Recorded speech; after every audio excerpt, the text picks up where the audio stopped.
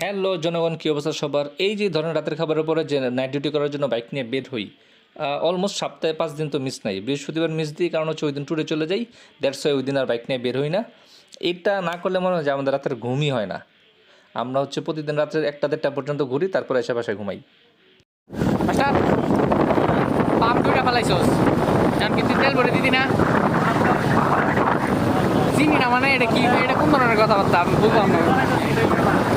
হ্যাঁ, তুই তেল ভরে দিবি, দেখ ভাই আমি তোর কাছে 5 টাকা দিতেছি। হ্যাঁ, তুই 5 টাকা দিদি না, কোনো বাদ নাই। হ্যাঁ, তুই তেল ভরবি, পিছনে পাম্প আছে।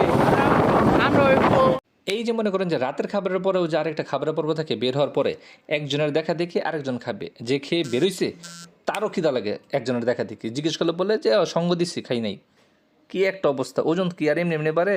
এই রাতে 2 বেলা খাওয়ার পরে ওজনটা বেড়ে যায়।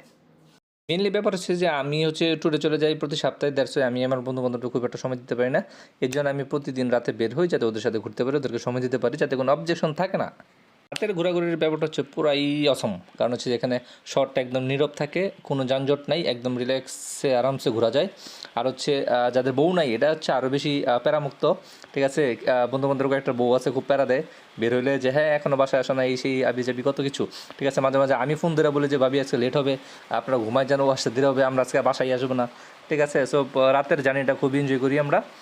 ওকে, আজকে এ পর্যন্ত। সবাই ভালো থাকুন, সুস্থ থাকুন, আসসালামু আলাইকুম।